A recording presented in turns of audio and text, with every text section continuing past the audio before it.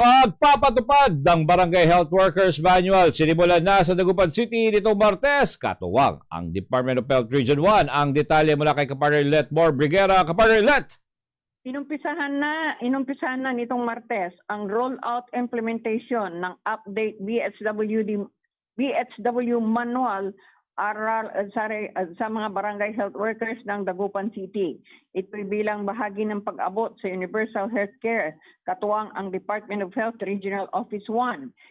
Kinilala rin ng DOH Region 1 Assistant Regional Director Dr. Rodolfo Albornoz ang kasipagan ng mga BHWs ng Dagupan sa pagkamit ng 101.22% sa ginawang MROPB Supplemental Immunization Activity at inihanda na ang kanilang incentives. Malugod ding ibinalita ni Dr. Albornoz ang ipinalabas na joint memorandum mula DILG-DOH tungkol sa retention and continuous services of BHWs. Siniguro naman ni Acting Mayor Brian Qua ang buong suporta ng syudad sa programang pangkalustugan. Para sa Diyos at Pilipinas kong mahal, Kapartner Let More Briguera, kapartner mo sa balita at serbisyo. Samantala, pagdiriwang sa ika-123 anibersaryo ng Civil Service Commission para sa lahat ng mga ahensya at kawani ng gobyerno. Ayon kay CSC Western Pangasinan Director Bugtong, ang detalye mula kay Kapartner Lerner Hernandez. Kapartner Lerner! Yes, kapartner, inihayag ni Civil Service Commission Field Office Center Western Pangasinan Director Flordelisa Bugtong na ang pagdiriwang ng ika-123rd anniversary ng CSC ay para sa lahat ng mga kawani at ahensya ng gobyerno. Sa isang interview sa Pantungtungan Tayo, sinabi ng Director ng CSC lamang ang tumatayong punong abala sa selebrasyon na ito. Ayon din sa Director, ang nalikom na pondo mula sa registration ng Zumba dito sa Western Pangasinan ay inilaan para sa outreach activity sa Infanta, Pangasinan. Ito ay para sa mga grade school pupils ng nasabing bayan. Sunshine News Blast! Dito sa Western Pangasinan,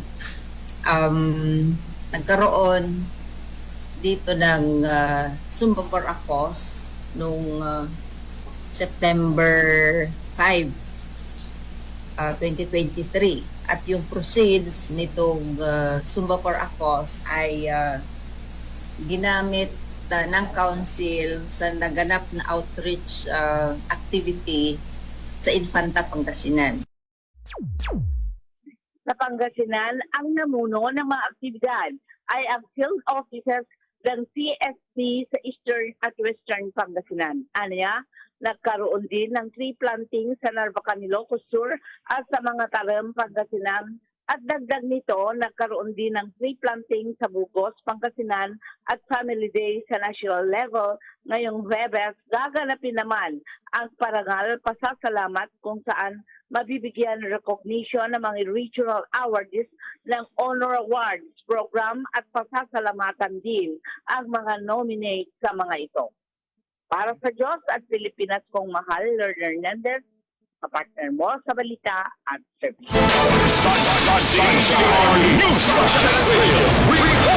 At sa iba pang mga balita, Department of Health Ilocos Region, matagumpay na isinagawang mental health caravan itong Martes sa Bawang, La Union. Ang detalye mula kay Kapartner Big Town. Kapartner Big!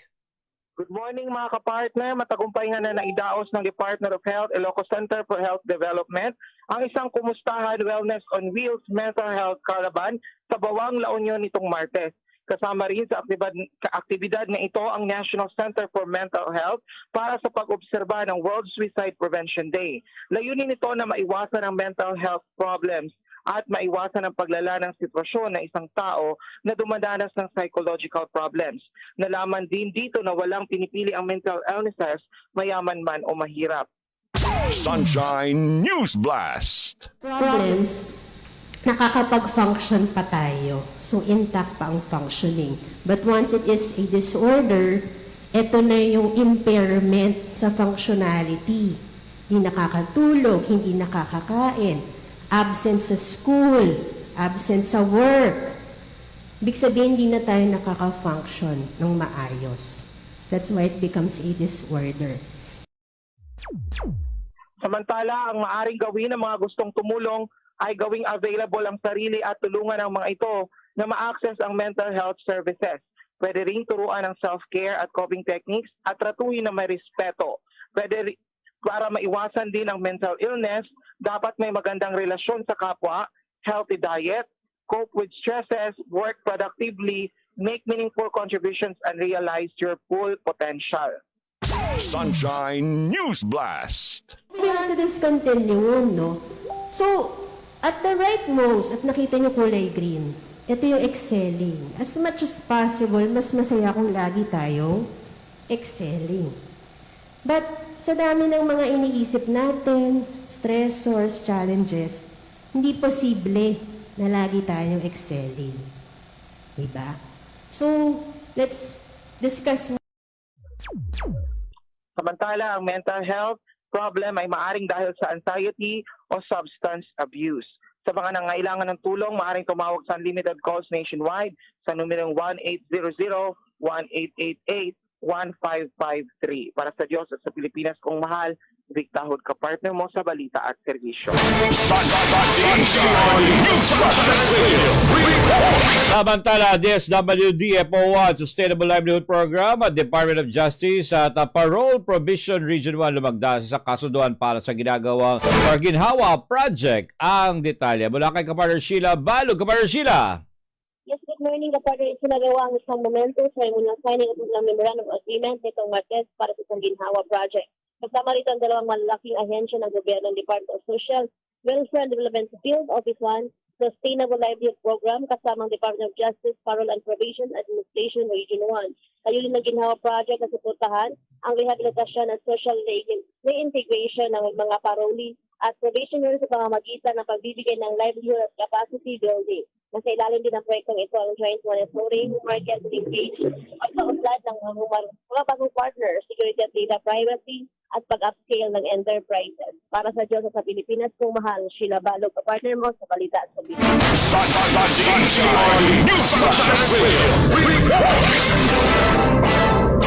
Bagong Fire Marshal ng Asingan Fire Station formal lang umupo sa pwesto nito Martes. Ang detalye mula kay Kapartner Bien Bergabilla. Kapartner Bien! Formal nang umupo sa pwesto nitong Martes ang bagong Fire Marshal ng Asingan. Isa ito sa pinakabatang naupong hepe ng Bureau of Fire Protection sa Region 1. Ito ay ang 30 anyos dalagang si Fire Senior Inspector Rizel Ann Paltao na tubong Nueva Ecija. Pinaltan ni Fire Senior Inspector Paltao si dating Fire Marshal Fire Inspector Wilfredo Nardo na nakatagtang magretiro sa serbisyo ngayong taon. Bago manungkulan bilang hepe ng Bureau of Fire Protection ng Asingan, si Fire Senior Inspector Paltao ay naging dating tagapagsalita ng BFP Ilocos Regional Office taong 2021 hanggang 2022. Ayon kay Paltao, lalo pa nitong paigtingin ang fire safety awareness sa mga komunidad bilang paghahanda na rin sa susunod na mga event ngayong Burma na hanggang bagong taon. Para sa Diyos sa Pilipinas Kumado, si Gian Vergabinia, kapartner mo sa balita at serbisyo. Samantala, bagong ayos na mga barangay roads sa Locob Sur at Bacondo East sa Malasiki. Formal ng binuksan sa publiko na pinangunahan ni Mayor Anthony Eslanian. Detalye mula kay Kapartner Lerna Hernandez. Kapartner Lerna! Formal nang binuksan sa publiko nitong Martes ang bagong ayos na barangay road sa Locob Sur at Bacondao East, Malasiki, Pangasinan. Ito ay pinangunahan ni Malasiki Mayor Noel Anthony Heslani. Ang kalsada sa Locob Sur ay may sukat na 240 meters by 5 meters by 0.20 meter at para naman sa Bacondao East, ito ay may sukat na 365 meters by 5 meters by 0.28 meter. Kasama rin sa blessing sa mga kalsada ang makapitan na si Honorable or Barangay Captain Joven Cerezo, Locob Sur, Barangay Captain Loreto Ramos sa Bacondao East at iba pang mga barangay officials at ilang kawani ng lokal na pamahalaan or pamahalaan sa panguna ni Municipal Engineering Office. Para sa Diyos at Pilipinas, kung Bahal Hernandez, kapartner mo sa balita at serbisyo. At para sa uling detalye ng ating balitang lokal DOST Region 1, nanawagan ng entries para sa Techno Video Competition. Ang detalye sa pagbabalik ni Kapartner Vic Taud. Kapartner Vic!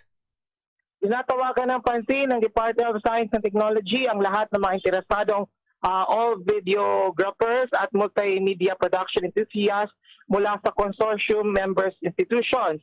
Ang ILARDEC ay bukas sa Techno Video Contest na kasali sa kampanya nito para suportahan ang Regional Science and Technology Week celebration sa October 16 to 18, 2023. Ito ay may temang siyensya, teknolohiya at inobasyon, kabalikat sa matatag, maginhawa at panatag na kinabukasan. Ito ay magandang oportunidad na rin para madagdagan ang visibility para sa research and development projects ng rehiyon.